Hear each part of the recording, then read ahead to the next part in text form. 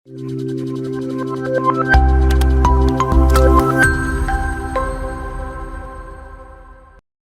All, welcome to learn wise platform. നമ്മുടെ പുതിയ പേപ്പറായ ലോജിസ്റ്റിക്സ് മാനേജ്മെന്റിലേക്ക് ഏവർക്കും സ്വാഗതം. അപ്പോ ഇതിന്റെ unit 1 logistics concepts, principles and forms, ഇതാണ് നമ്മൾ ഇന്ന് പഠിക്കാൻ പോകുന്നത്. സോ നമ്മൾ ഈ ഒരു യൂണിറ്റിൽ നിന്ന് നമുക്ക് കിട്ടുന്ന ഔട്ട്കം എന്തൊക്കെയാന്ന് നോക്കാം. It provide an overview of concept of logistics. Logistics എന്ന് പറയുന്ന കോൺസെപ്റ്റിനെ കുറിച്ച് നമുക്കൊരു ഓവർവ്യൂ കിട്ടും.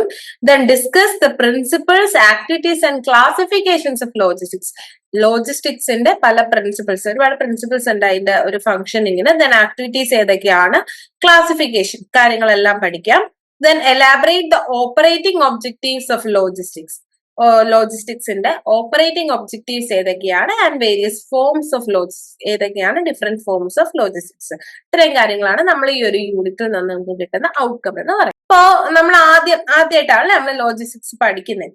അപ്പോ ഞാൻ നേരത്തെ പറഞ്ഞായിരുന്നു, ഇൻട്രൊഡക്ഷൻ ക്ലാസ്സിൽ പറഞ്ഞായിരുന്നു, ലോജിസ്റ്റിക്സ് എന്ന് പറയുന്നത് മൂവ്മെന്റ് ഓഫ് മെറ്റീരിയൽ ഗുഡ്സ് ആണ്. അത് point of origin two point of conception ഒരു മൂവ്മെന്റ് ആണ് എന്ന് ഞാൻ പറഞ്ഞായിരുന്നു. എന്നാലും ഇത് എങ്ങനെയാണ് ഒറിജിനേറ്റ് ചെയ്ത് വന്നത്, എന്താണ് ഇതിന്റെ ഒരു കോൺസെപ്റ്റ് എന്നുള്ളത് നമുക്ക് ആദ്യം ഒന്ന് ഡിസ്കസ് ചെയ്ത് നോക്കാം. സോ ലോജിസ്റ്റിക്സ് എന്ന് പറയുന്ന ഒരു ടേം ആക്ച്വലി ഒറിജിനേറ്റ് ചെയ്ത് വന്നത് രണ്ട് ഡിഫറെന്റ് ടേംസിൽ നിന്നാണ്.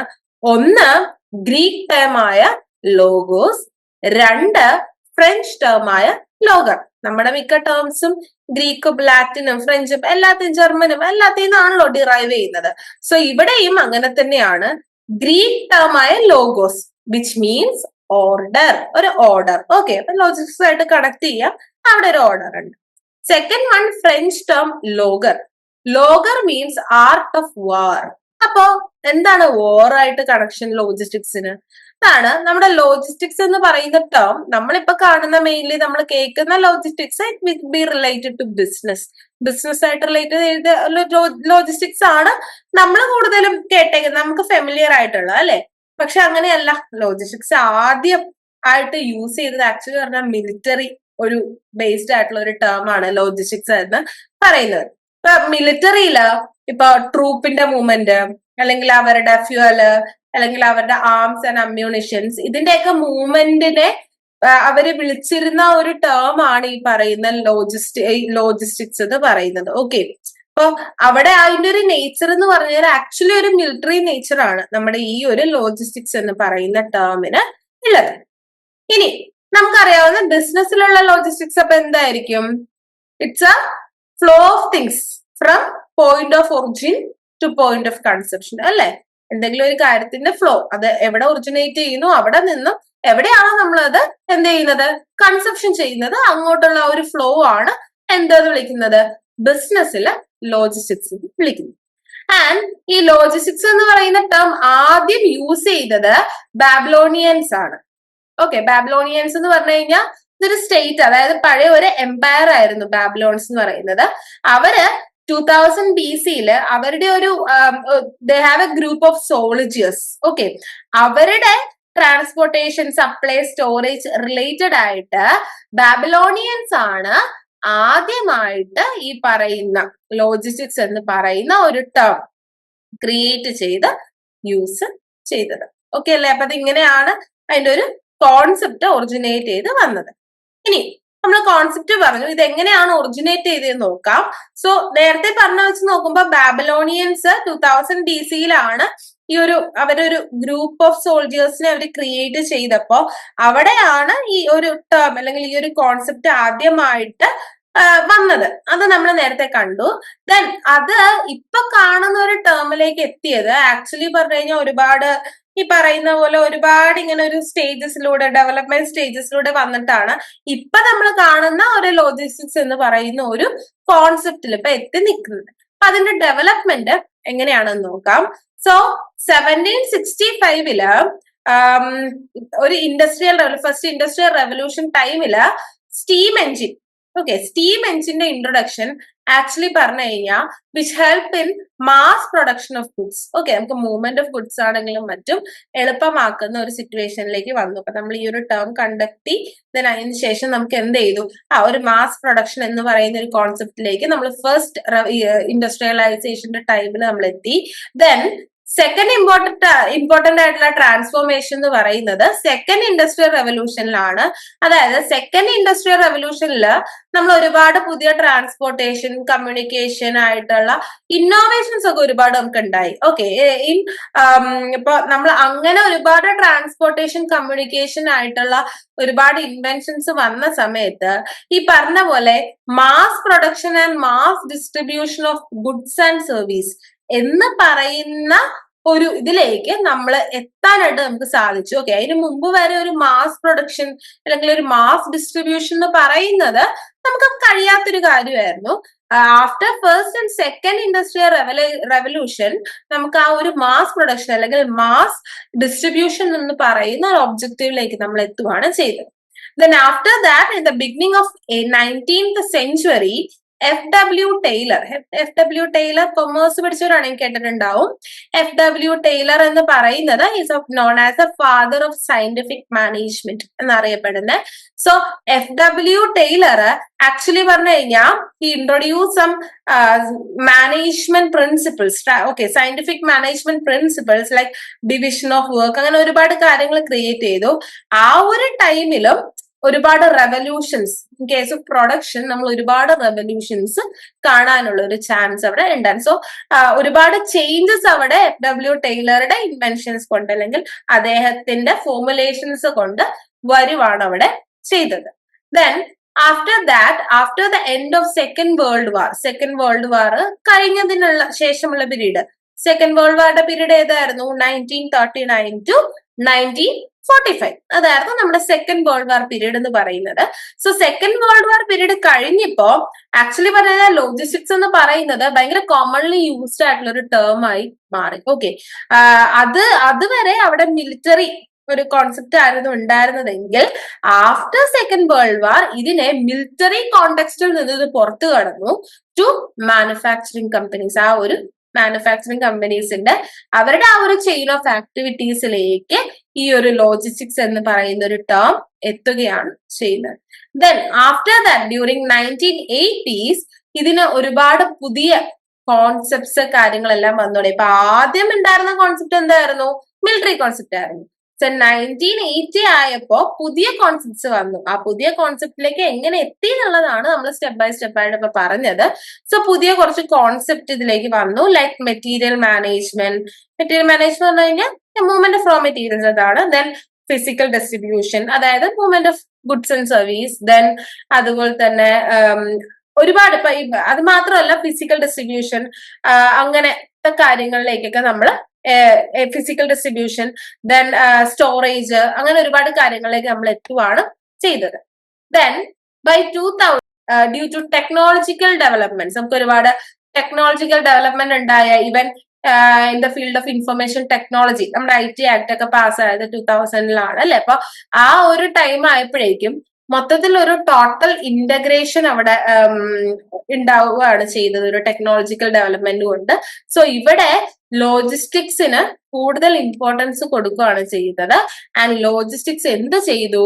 It coordinate all the efforts of organization to maintain a cost effective flow of goods. അപ്പോ ഒരു ഓർഗനൈസേഷനില് കോസ്റ്റ് എഫക്റ്റീവ് ആയിട്ടുള്ള ലോ കോസ്റ്റിലുള്ള ഫ്ലോ ഓഫ് ഗുഡ്സ് സംഭവിക്കാൻ വേണ്ടിയിട്ടുള്ള എല്ലാ ആക്ടിവിറ്റീസും കോർഡിനേറ്റ് ചെയ്യുന്നത് ലോജിസ്റ്റിക്സ് എന്ന് പറയുന്ന ഒരു കോൺസെപ്റ്റിന്റെ അണ്ടറിലേക്ക് വരുവാണ് ചെയ്യുന്നത്. ഓക്കെ, ഇങ്ങനെയാണ് നമ്മൾ ഇന്ന് ഈ കാണുന്ന ലോജിസ്റ്റിക്സിൽ എത്തി നിൽക്കുന്നത്. സോ ഇപ്പൊ നമ്മൾ ഒരുപാട് ഫാക്ടേഴ്സ് കണ്ടു അല്ലെ ഡെവലപ്പ് ചെയ്ത് വന്നതിന്റെ. അപ്പൊ അതെന്തൊക്കെയാണെന്ന് നോക്കിയേ. Advance in computer technology, then quantitative technique, then system approach എന്താന്ന് നമ്മൾ പഠിക്കും, cost analysis, then importance of logistics. ഇതെല്ലാം എന്താണ്? Factor affecting the development of logistics. ഈ ഫാക്ടേഴ്സ് എല്ലാം ലോജിസ്റ്റിക്സിന്റെ ഡെവലപ്മെന്റിനെ എഫക്ട് ചെയ്തിരുന്നു. ഓക്കെ, അപ്പൊ നമ്മൾ കോൺസെപ്റ്റ് പറഞ്ഞു. എങ്ങനെയാണ് ആ ഒരു ചെറിയ കോൺസെപ്റ്റ്, ഒരു മിലിറ്ററി ഏരിയയിൽ മാത്രം നിന്നിരുന്ന ലോജിസ്റ്റിക്സ് എന്ന് പറയുന്ന കോൺസെപ്റ്റ് ഇന്ന് നമ്മൾ കാണുന്നതിലേക്ക് എത്തി നിൽക്കുന്നതെന്ന് നമ്മൾ ഡിസ്കസ് ചെയ്തു. ഇനി നമുക്ക് പല ടൈപ്സ് ഓഫ് ലോജിസ്റ്റിക്സ് ഉണ്ട്. സോ അത് ഏതൊക്കെയാന്ന് നോക്കാം. First one is business logistics. നമ്മൾ നേരത്തെ പറഞ്ഞ പോലെ തന്നെ ബിസിനസ് ലോജിസ്റ്റിക്സ് എന്ന് പറയുന്നത് it's A part of supply chain management. ഇവിടെ എന്ന് പറഞ്ഞു കഴിഞ്ഞാൽ flow and storage of goods and services, ഇതാണ് നമ്മൾ ഉദ്ദേശിക്കുന്നത്. Point of origin two point of conception. എവിടെയാണോ ഉണ്ടാവുന്നത് അവിടെ നിന്ന് ആരാണോ അതിന്റെ ആവശ്യക്കാർ അതിലേക്ക് എത്തുന്ന ആ ഫ്ലോ ഓഫ് ഗുഡ്സ് ആൻഡ് സർവീസസിനെയാണ് നമ്മൾ എന്ത് വിളിക്കുന്നത്? ബിസിനസ് ലോജിസ്റ്റിക്സ് എന്ന് വിളിക്കുന്നത്. ഓക്കെ, ഇനി ഏറ്റവും പഴയ കോൺസെപ്റ്റ് ആണ് മിലിറ്ററി ലോജിസ്റ്റിക്സ്. ഇവിടെ എന്ന് പറഞ്ഞു കഴിഞ്ഞാൽ മിലിറ്ററി ഫോഴ്സസിന്റെ ഓപ്പറേഷണൽ കേപ്പബിലിറ്റീനെ സപ്പോർട്ട് ചെയ്യുന്ന എല്ലാ ആക്ടിവിറ്റീസും, ഇതാണ് മിലിറ്ററി ലോജിസ്റ്റിക്സ് കൊണ്ട് ഉദ്ദേശിക്കുന്നത്. Then event logistics. നമ്മൾ ഇവന്റ് മാനേജ്മെന്റ് ഒക്കെ കേട്ടിട്ടില്ലേ? ഇപ്പൊ ഭയങ്കര എമേർജിംഗ് ആയിട്ട് വരുന്ന ട്രെൻഡാണ് അല്ലെ ഇവന്റ് മാനേജ്മെന്റ് ടീം. നമ്മൾ എന്തെങ്കിലും ഒരു പ്രോഗ്രാമോ കാര്യങ്ങളൊക്കെ ഓർഗനൈസ് ചെയ്യുമ്പോൾ നമ്മൾ എന്ത് ചെയ്യും? ഇവന്റ് മാനേജ്മെന്റ് ടീമിനെ ഏൽപ്പിക്കുകയോ ചെയ്യുക അല്ലെ. സോ അതായിട്ട് റിലേറ്റഡ് ആയിട്ടുള്ളതാണ് ഇവന്റ് ലോജിസ്റ്റിക്സ് എന്ന് പറയുന്നത്. So it's relate to the network of activities, facilities and personnel required to organize, schedule and deploy resources for any event to take place. ഏതെങ്കിലും ഒരു ഇവന്റ് നടക്കാൻ പോകുന്ന സമയത്ത് അതിന് വേണ്ട ആവശ്യങ്ങളായിട്ടുള്ള കാര്യങ്ങളെല്ലാം ഓർഗനൈസ് ചെയ്യുന്ന ഒരു പ്രോസസ്സാണ് നമ്മൾ ഇവന്റ് ലോജിസ്റ്റിക്സ് എന്ന് പറയുന്നത്. അപ്പൊ അത് നടത്താനായിട്ട് നമുക്ക് ഹ്യൂമൻ റിസോഴ്സസിനെ ആവശ്യമുണ്ട്, അതേപോലെ തന്നെ ഒരുപാട് റിസോഴ്സസ് വേണം, ബാക്കി പ്രോമെറ്റി പിന്നെ എന്തെങ്കിലുമൊക്കെ കാര്യങ്ങളെല്ലാം വേണം അല്ലെ. ഇതെല്ലാം ഓർഗനൈസേഷൻ ഒന്നാണ് ഇവന്റ് ലോജിസ്റ്റിക്സ് എന്ന് പറയുന്നത്.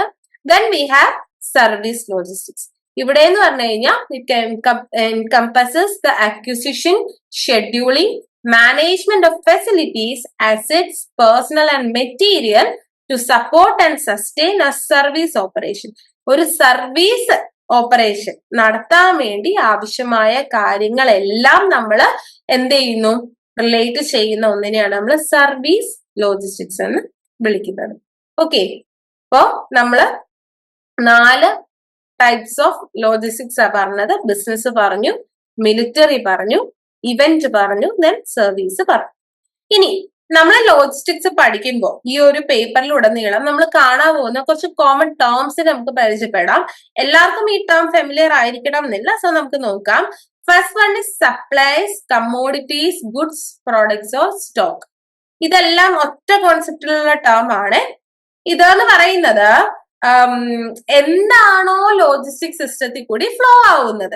ഓക്കെ, നമ്മൾ ആദ്യം പറഞ്ഞ റോ മെറ്റീരിയൽ, ഗുഡ്സ് ഫ്ലോ ആവാം, സർവീസ് ഫ്ലോ ആവാം, സപ്ലൈ, കമ്മോഡിറ്റി എന്നൊക്കെ നമ്മൾ പറയുമല്ലോ. ഇതെല്ലാം നമ്മൾ ഇന്റർചേഞ്ചബിളി യൂസ് ചെയ്യുന്ന സെയിം കോൺസെപ്റ്റ് വരുന്ന വേർഡ്സ് ആണ്. എന്താണോ ലോജിസ്റ്റിക്സിൽ കൂടെ എന്ത് ചെയ്യുന്നത്? മൂവ് ചെയ്യുന്നത്, അതിനെയാണ് നമ്മൾ സപ്ലൈസ് അല്ലെങ്കിൽ കമ്മോഡിറ്റീസ് അല്ലെങ്കിൽ ഗുഡ്സ് അല്ലെങ്കിൽ പ്രോഡക്ട്സ് അല്ലെങ്കിൽ സ്റ്റോക്ക് എന്ന് വിളിക്കുന്നത്. ഓക്കെ, ദെൻ സെക്കൻഡ് വൺ ആണ് യൂസർ, ക്ലയന്റ്സ് ആൻഡ് കസ്റ്റമേഴ്സ്. ഇതും നമ്മൾ ഇന്റർചേഞ്ചബിളി യൂസ് ചെയ്യുന്ന ഒരു വേർഡ് ആണ്. One who receive the supply, അവരെയാണ് നമ്മൾ യൂസർ അല്ലെങ്കിൽ ക്ലയന്റ് അല്ലെങ്കിൽ കസ്റ്റമർ എന്ന് വിളിക്കുന്നത്. ആർക്കാണോ ഈ സപ്ലൈസ് കിട്ടുന്നത്, ഓക്കെ, അവരെയാണ് നമ്മൾ യൂസർ അല്ലെങ്കിൽ ക്ലയന്റ് അല്ലെങ്കിൽ കസ്റ്റമർ എന്ന് വിളിക്കുന്നത്. ഇനി central distribution centre. Central distribution centre എന്ന് പറഞ്ഞാൽ it's a warehouse. Okay, അത് നമ്മുടെ മൊത്തം ഗുഡ്സും സ്റ്റോർ ചെയ്ത് വെക്കുന്ന ഒരു വെയർ ഹൗസിനെയാണ് നമ്മൾ സെൻട്രൽ ഡിസ്ട്രിബ്യൂഷൻ സെന്റർ എന്ന് പറയുന്നത്. ഓക്കെ, അപ്പൊ ഇതൊരു സെൻട്രൽ ആയിട്ടുള്ള അല്ലെങ്കിൽ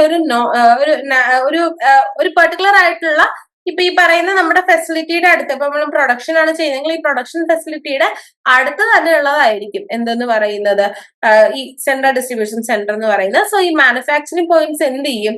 മാനുഫാക്ചർ ചെയ്ത് കഴിഞ്ഞാൽ ഫിനിഷ്ഡ് ഗുഡ്സിനെ എവിടെ സൂക്ഷിച്ചു വെക്കും? സെൻട്രൽ ഡിസ്ട്രിബ്യൂഷൻ സെന്ററിൽ സൂക്ഷിച്ചു വെക്കും. ഞാനൊരു എക്സാമ്പിൾ പറയുവാണെങ്കിൽ നമുക്ക് ബാറ്റ എന്ന് പറയുന്ന ഒരു ബ്രാൻഡ് കേട്ടിട്ടുണ്ടോ അല്ലെ? ഫുഡ് വെയർസും കാര്യങ്ങളൊക്കെ ഉള്ളത്. ബാറ്റ എന്ന് പറയുന്നത് they are using a 0 level channel മാർക്കറ്റിംഗിന്റെ. കാരണം അവരെന്ത് ചെയ്യുന്നു? അവരുടെ പ്രൊഡക്ട്സിനെ തന്നെ മാനുഫാക്ചർ ചെയ്ത് അവരുടെ തന്നെ ഷോറൂംസിലൂടെയാണ് അവർ സെല് ചെയ്യുന്നത്, അല്ലാണ്ട് വേറെ കടയിൽ നിന്ന് കൂടെ അല്ലല്ലോ സെല് ചെയ്യുന്നത്. സോ ഇപ്പൊ batta is producing there products and അവരെന്ത് ചെയ്യും? അവര് ഫിനിഷ് ചെയ്ത് വെച്ചിരിക്കുന്ന എല്ലാ പ്രൊഡക്ട്സിനെയും അവരൊരു ഒരു വെയർ ഹൗസിൽ അവർ സൂക്ഷിച്ചു വെക്കുകയാണ്. സോ ഇതിനെയാണ് നമ്മൾ സെൻട്രൽ ഡിസ്ട്രിബ്യൂഷൻ സെന്റർ എന്ന് വിളിക്കുന്നത്. Okay, then next one is service delivery points. ഇതെന്ന് പറഞ്ഞു കഴിഞ്ഞാൽ it connote any facility where customers receive supply. നമ്മൾ കസ്റ്റമറോ കൺസ്യൂമേഴ്സ് നമുക്ക് എവിടെ നിന്നാണോ സപ്ലൈ കിട്ടുന്നത്. ഇപ്പൊ ഞാൻ നേരത്തെ പറഞ്ഞ ബാറ്റയുടെ എക്സാമ്പിൾ തന്നെ പറയുവാണെങ്കിൽ, ബാറ്റ എന്ത് ചെയ്യുന്നു, അവരെ മാനുഫാക്ചറിങ് യൂണിറ്റ്സ് ഗുഡ്സ് പ്രൊഡ്യൂസ് ചെയ്ത് അത് സെൻട്രൽ ഡിസ്ട്രിബ്യൂഷൻ സെന്ററിൽ വെക്കുന്നു.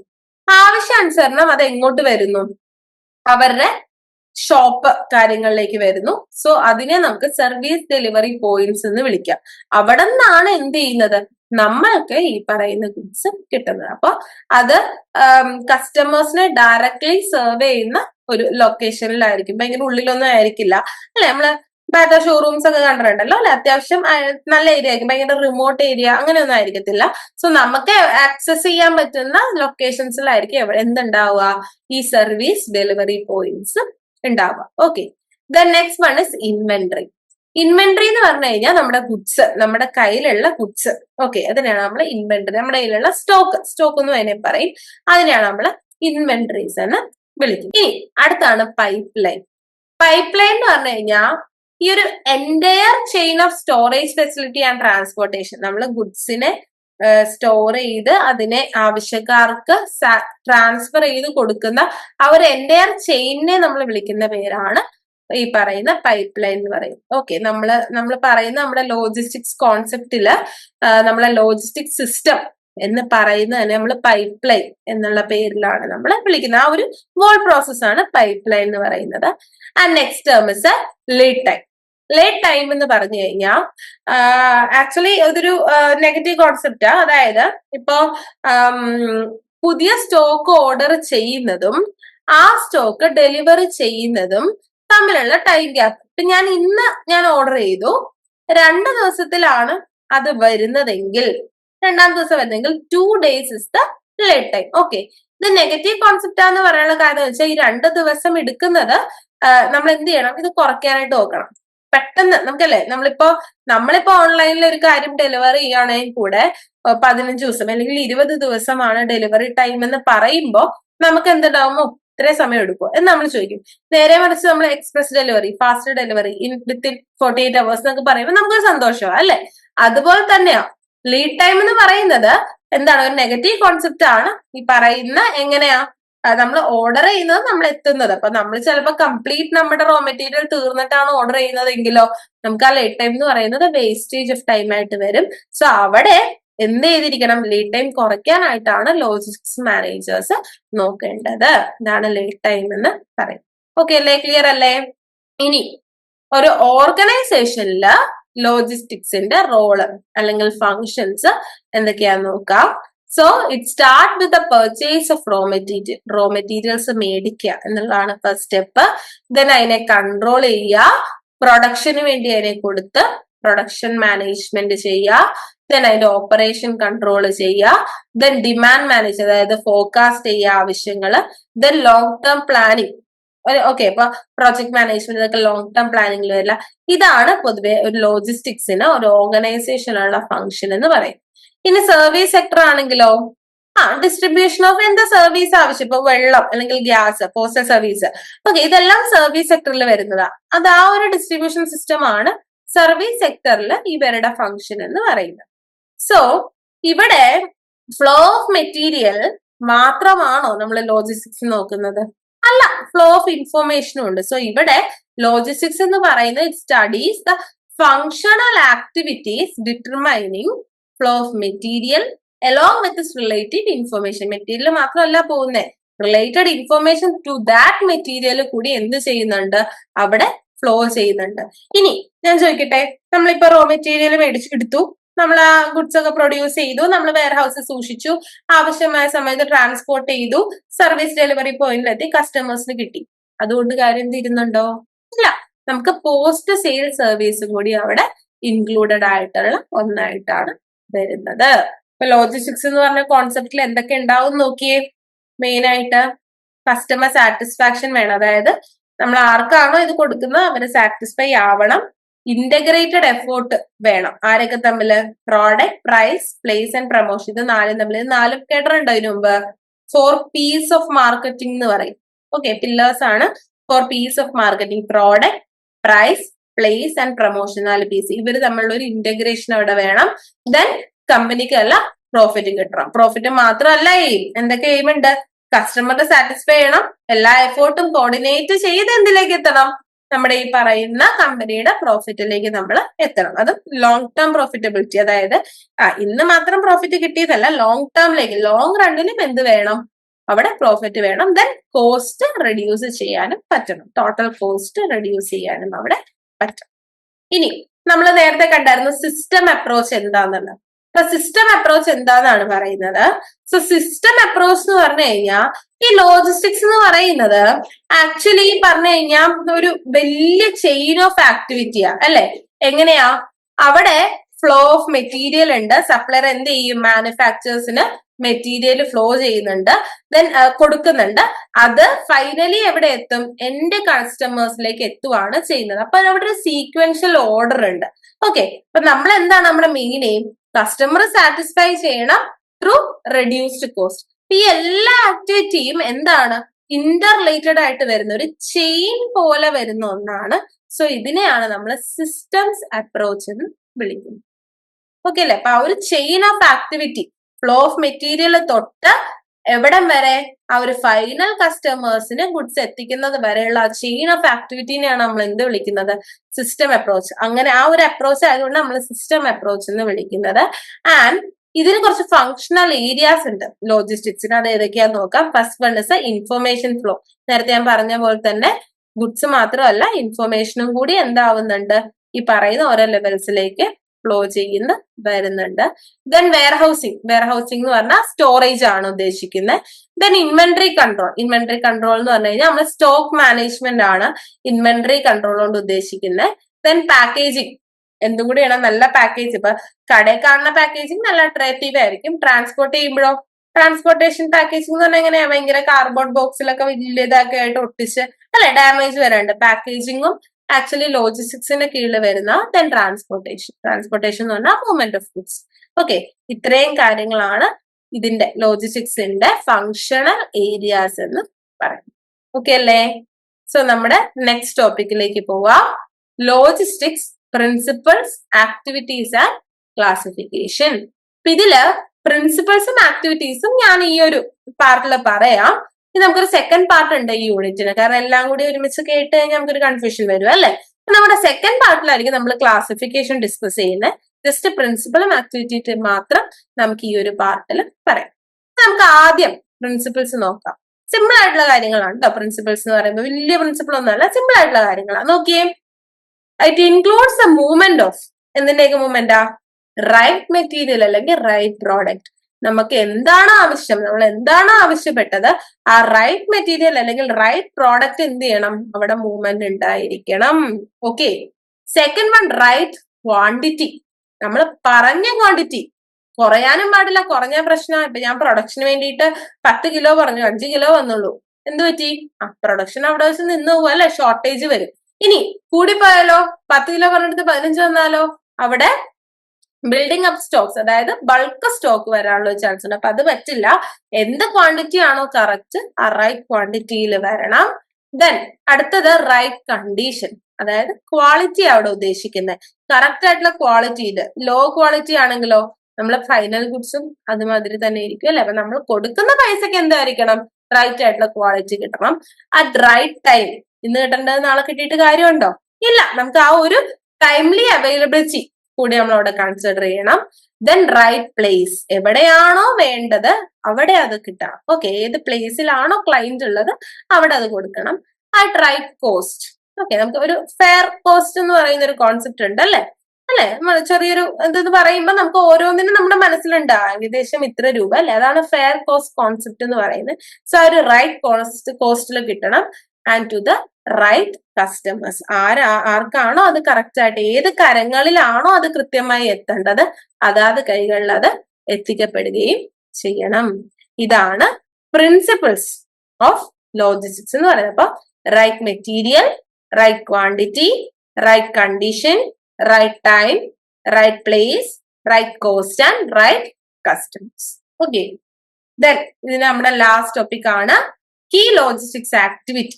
ലോജിസ്റ്റിക്സിൽ മെയിൻ ആയിട്ട് വരുന്ന ആക്ടിവിറ്റീസ് ഏതൊക്കെയാന്ന് നോക്കാം. So first one is order process.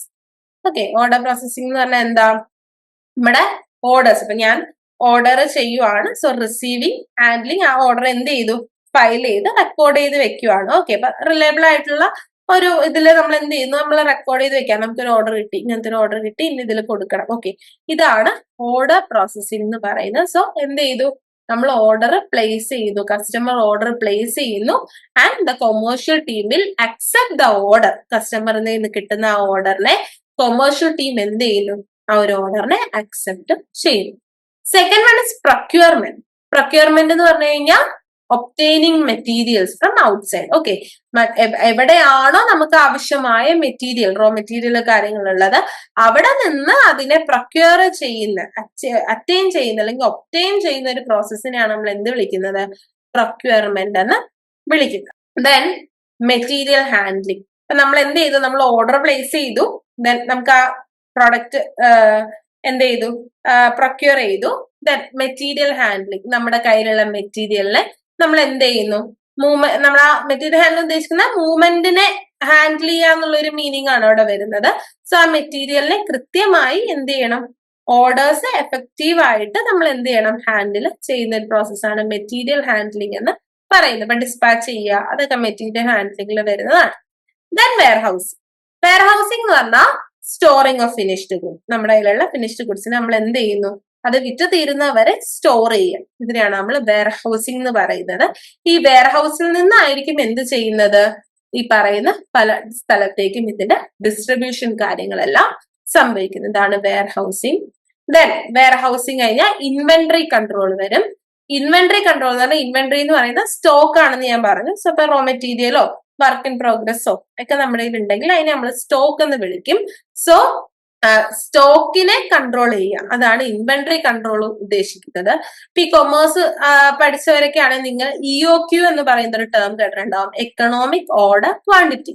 അതായത് കറക്റ്റ് ആയിട്ട് ഇൻവെന്ററി കൺട്രോൾ ചെയ്യാനുള്ള ഒരു മെഷർ ആണ് EOQ എന്ന് പറയുന്നത്, എക്കണോമിക് ഓർഡർ ക്വാണ്ടിറ്റി എന്ന് പറയുന്നത്. അവിടെ ഏറ്റവും കോസ്റ്റ് കുറച്ച് നമുക്ക് എങ്ങനെ ഇൻവെന്ററിനെ നമുക്ക് ഹാൻഡിൽ ചെയ്യാനായിട്ട് പറ്റും. ഇതാണ് നമ്മൾ ഇൻവെന്ററി കൺട്രോൾ കൊണ്ട് ഉദ്ദേശിക്കുന്നത്. ദെൻ ട്രാൻസ്പോർട്ടേഷൻ, ഈ പറയുന്ന മൂവ്മെന്റ് ഓഫ് ഗുഡ്സ്, ഇതിനാണ് ട്രാൻസ്പോർട്ടേഷൻ. ഇവിടെ നമുക്ക് 4 ways ഓഫ് ട്രാൻസ്പോർട്ടേഷൻ ഉള്ളത്. എയർ ഉണ്ട്, വാട്ടർ ഉണ്ട്, റെയിൽ ഉണ്ട്, റോഡ് ഉണ്ട്. അപ്പൊ ഇതിൽ ഏത് വഴിയാണോ നമ്മൾ ഈ പറയുന്ന എൻഡ് കസ്റ്റമേഴ്സിലേക്ക്, ഡീലേഴ്സിന് എത്തേണ്ടത്, അത് നമുക്ക് ചൂസ് ചെയ്യാം. ഓക്കെ, അപ്പൊ ഏറ്റവും ഷോർട്ടസ്റ്റ് വേ ചൂസ് ചെയ്യാന്നുള്ളതാണ് മെയിൻ. അപ്പൊ അവിടെ ട്രാൻസ്പോർട്ടേഷൻ കോസ്റ്റ് നമുക്ക് കുറയ്ക്കാനായിട്ട് പറ്റും. Okay, then package. പാക്കേജിംഗ് എന്ന് പറഞ്ഞാൽ എന്താ? പുറമേ കാണുന്ന നമ്മൾ പ്രോഡക്റ്റ് ആണോ കടയിൽ ചെല്ലുമ്പോൾ കാണുന്നത്? അല്ല, പ്രോഡക്റ്റിന്റെ പാക്കറ്റ് ആണല്ലേ കാണുന്നത്. അപ്പൊ പാക്കേജിംഗ് എന്ന് പറഞ്ഞു കഴിഞ്ഞാൽ എന്താണ്? ഏത് കണ്ടീഷനിൽ ആ പ്രോഡക്റ്റിനെ നമ്മൾ പ്രസന്റ് ചെയ്യുന്നു, അതാണ് പാക്കേജിംഗ് കൊണ്ട് ഉദ്ദേശിക്കുന്നത്. പാക്കേജിങ് 2 തരത്തിൽ വരാം. ഒന്ന്, നമ്മളൊരു കടയിൽ ചെല്ലുമ്പോൾ കാണുന്ന പാക്കേജിങ്. അപ്പൊ നമ്മളൊരു കടയിൽ ചെല്ലുന്നു, അവിടെ ഷെൽഫിൽ ഇങ്ങനെ പാക്ക് ചെയ്ത് നമ്മുടെ ഗുഡ്സ് ഇരിക്കുന്നു. അപ്പൊ നമ്മൾ കാണുന്ന പാക്കേജിങ് ഭയങ്കര അട്രാക്റ്റീവ് ആയിട്ടുള്ള നല്ല ഒരു കളർഫുൾ ആയിട്ടുള്ള ഒരു പാക്കിംഗ് ആയിരിക്കും നമ്മൾ കാണുന്നത്. നേരെ മറിച്ച് ട്രാൻസ്പോർട്ടേഷൻ ടൈമിൽ കാണുന്ന പാക്കിങ്ങോ, നേരത്തെ പറഞ്ഞ പോലെ കാർഡ്ബോർഡ് ബോക്സിലിട്ട് പൊതിഞ്ഞ് കെട്ടി ചാക്കിലൊക്കെ ഇട്ട്, അല്ലെ? അതെന്തുകൊണ്ട് അങ്ങനെ ചെയ്യുന്നത്? ട്രാൻസ്പോർട്ട് ചെയ്യുമ്പോൾ ഗുഡ്സ് ഡാമേജ് ആവരുത്, അല്ലെ? ഡാമേജ്ഡ് ഗുഡ്സ് ഒരിക്കലും നമുക്ക് ഈ പറയുന്ന പോലെ ഡെലിവർ ചെയ്യാൻ പറ്റത്തില്ല. അപ്പൊ ഡാമേജ് ആവാണ്ടിരിക്കാൻ വേണ്ടി നമ്മൾ അതിന് വേറൊരു ടൈപ്പ് ഓഫ് പാക്കേജിങ് ആയിരിക്കും നമ്മൾ യൂസ് ചെയ്യുന്നത്. Then last one is information. ഞാൻ നേരത്തെ പറഞ്ഞ പോലെ തന്നെ ഇത് ഇൻഫോർമേഷൻ മൂവ്മെന്റ് കൂടെ ലോജിസ്റ്റിക്സിലുണ്ട്. കാരണം ഈ പറഞ്ഞ പോലെ നമുക്ക് ഒരുപാട് ടെക്നോളജിക്കൽ അപ്പൊ ഇൻഫോർമേഷൻ കൂടെ, ടെക്നോളജിക്കൽ ഇന്നോവേഷൻസ് ഒക്കെ ഉള്ള ഒരു ടൈമാണ്, അല്ലെ? അപ്പൊ അതുകൊണ്ട് നമ്മളൊരു പ്രോഡക്റ്റ് കൊടുക്കുമ്പോൾ അതിന്റെ ഇൻഫോർമേഷൻ കൂടെ എന്ത് ചെയ്യുന്നുണ്ട്? അവിടെ ഫ്ലോ ചെയ്യുന്നുണ്ട്. ഇതും ലോജിസ്റ്റിക്സ് ആക്ടിവിറ്റിയിൽ പെടുന്ന കാര്യങ്ങളാണ്. ഓക്കെ അല്ലേ? സോ നമുക്ക് ഈ ഒരു പാർട്ട് കഴിഞ്ഞ് നമുക്ക് ഈ പാർട്ടിൽ നിന്ന് പ്രീവിയസ് ഇയറിൽ ചോദിച്ചിരിക്കുന്ന ക്വസ്റ്റ്യൻസ് ഒന്ന് നോക്കിയേ. Explain logistics principles, activities and classification. നമ്മൾ ലാസ്റ്റ് ഡിസ്കസ് ചെയ്ത ഒരു ടോപ്പിക് ആണ് ലോജിസ്റ്റിക്സിന്റെ principle, activity, classification. Principle, activity ഞാൻ പറഞ്ഞു, ക്ലാസിഫിക്കേഷൻ അടുത്ത പാർട്ടിൽ പറയാം. ദെൻ നെക്സ്റ്റ് ക്വസ്റ്റ്യൻ ചോദിച്ചിരിക്കുന്നത് logistic management is important for any enterprise. Elaborate. ഒരു ജനറൽ ക്വസ്റ്റൻ അല്ലെ, ലോജിസ്റ്റിക്സിന്റെ ഇമ്പോർട്ടൻസ് നമ്മൾ അടുത്ത യൂണിറ്റിൽ പഠിക്കും. ഓർഗനൈസേഷനിൽ എന്താണ് അതിന്റെ റോള്, ഈ പോയിന്റ്സ് ഒക്കെ അവിടെ എഴുതാം. അതുകൊണ്ടാണ് ഞാൻ ആ ക്വസ്റ്റൻ ഇവിടെ ഇൻക്ലൂഡ് ചെയ്തത്. ദെൻ അതിന്റെ ഇമ്പോർട്ടൻസ് കൂടെ നമുക്ക് അവിടെ കൊടുക്കാവുന്നതാണ്. Then next question, what is mean by logistics explain in different types. നമ്മൾ 4 ടൈപ്സ് കണ്ടു. ബിസിനസ് കണ്ടു, മിലിറ്ററി കണ്ടു, ഇവന്റ് കണ്ടു, സർവീസ് കണ്ടു അല്ലെ, ടൈപ്സ്. ലോജിസ്റ്റിക്സ് എന്താണ് ആ ഒരു കോൺസെപ്റ്റിനെ എക്സ്പ്ലെയിൻ ചെയ്യുക. ദെൻ അതേപോലെ തന്നെ അതിന്റെ ആ ഒരു ടൈപ്സ് ഓഫ് ലോജിസ്റ്റിക്സ് കൂടെ ഒന്ന് എക്സ്പ്ലെയിൻ ചെയ്തേ.